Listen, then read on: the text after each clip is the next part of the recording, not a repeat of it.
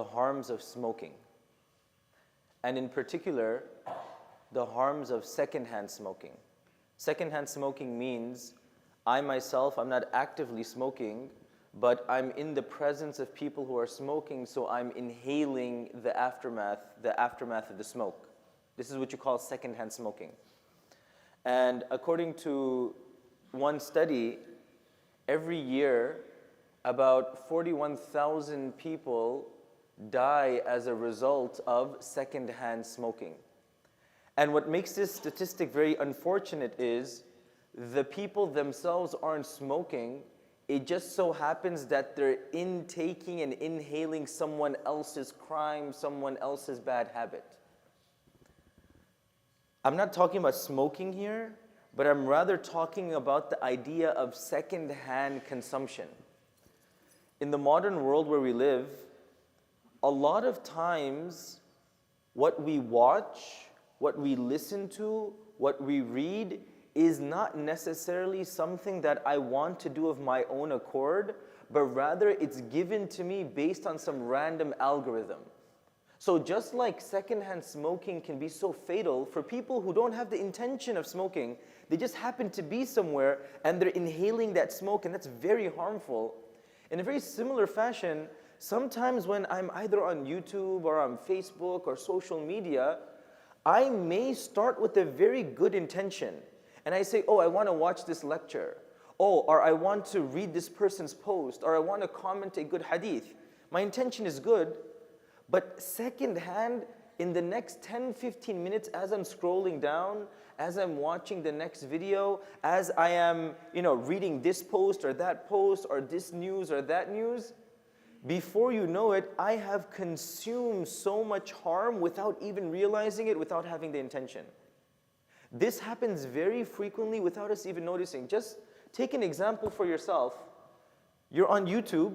Your intention is, oh, I want to listen to a lecture about the benefits of fasting on Mondays and Thursdays. So you put that in and you're watching.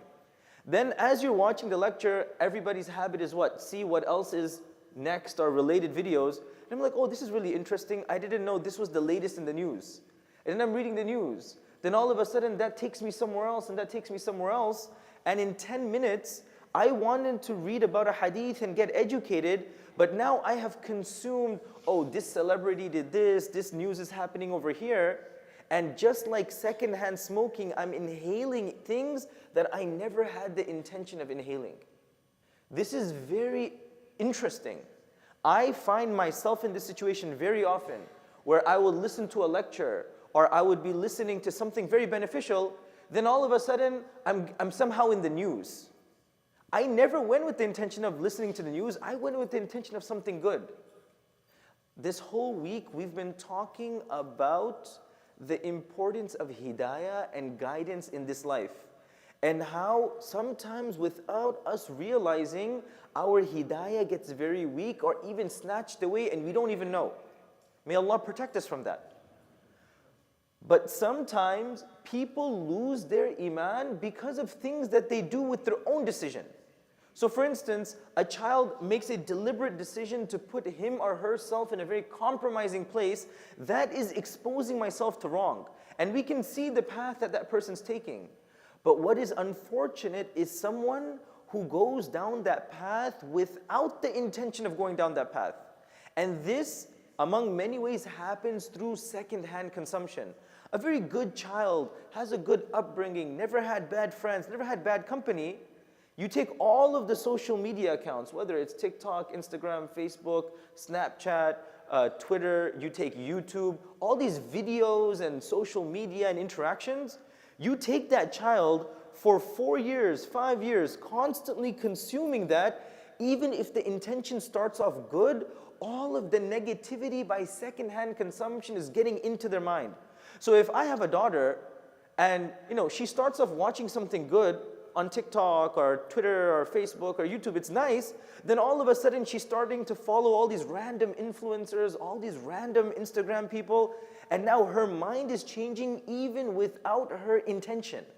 My son, he starts off with a good intention, he wants to watch something good, read something good, But as he's scrolling down, oh, this person is partying, his friends are doing this, his friends are doing that, this celebrity is doing this, and he's consuming it without even the intention. About 15 years ago, if you wanted this to happen, you had to go to the store and buy a magazine. You buy a magazine about this life or that life or the newspaper. You had a flip phone, there was nothing there. Today, you open up a phone, a simple iPhone, and all of this garbage, all of this nonsense is right at your fingertips. So the summary, and this is very alarming and it's increasing all the time, and just one very simple lesson for myself first and foremost, and anybody else here who's in that situation, but I speak to myself here. Hidayah is a very important asset that we have that we never want to be taken away from us. Allah has given us Hidayah, Allah has put us onto a path. We don't want that to be taken away from us. Unfortunate is the person who loses his Hidayah because of decisions that they make. But more unfortunate is someone who loses Hidayah because of secondhand issues that he didn't have the intention of doing. We have to be very careful of our own consumption of media, social media, our family, our children, because very often people watch things, read things, post things that they don't want to do, but it's because of the nature of the atmosphere, they get drawn into it. SubhanAllah. I'll just give one example. This is how alarming it is. A few weeks ago, when I was in New York, I was visiting some of my family, and I went to pray Dhuhr Salah in one of the rooms. And after I prayed Dhuhr Salah, I just sat on the side and I'm, resting on the bed. And this little girl, she's 3 years old, a little girl. I don't even think she's 3 years old. She's related to me, 3 years old. She walks inside of the room and she has her iPad. Every parent wants to give an iPad to the child. Why? Because the child is, you can't be bothered, spending time with the child, so just placate them, amuse them, entertain them with YouTube or something. A 3-year-old child is sitting right there. She's so lost in her iPad, she doesn't even realize I'm over there. My daughter walks inside as well, and my daughter's about to go and speak, just see what she's watching, when I quickly go and look at the iPad. And when I tell you the filth that she was watching without even realizing, because why? If anybody knows how TikTok works, it just scrolls to the next video, whether you like it or not. You watch one video, you scroll down, the next video starts. You scroll down, the next video starts. So you're putting over there maybe something like a child's cartoon, a child's show. You scroll down, the next thing is a music video. This little innocent child has no idea what's happening, and she's 3 years old and she's watching something I wouldn't want my 18-year-old daughter to see. Why? Because as a parent, we feel, let me just give an iPad or an iPhone or a YouTube or something, and inshallah, they're not going to bother us anymore. I need to sleep, I just came back from work. Best way is just keep them busy with this entertainment. Wallahi, this is so alarming for me. I'm not even speaking to anybody here. As somebody who has children who are young, it makes me think a lot about what are we going to do about our children. One solution, I don't want to just make everybody alarmed without a solution. One solution to all of this is having more personal relationships with our children and keeping them busy with things that are not social media related. We may think it's very innocuous, very innocent. Oh, they're just watching some teddy bear cartoon, or they're watching, a lot of kids nowadays, they watch like Cocomelon or some basic little thing that kids are watching. But it starts with that, and then the next video, then the next video, and what I saw with a 3-year-old little girl, which was so alarming to me, it really got me thinking about my own child and all of our children in our community. I apologize for taking longer than I usually take, but may Allah subhanahu wa ta'ala protect us.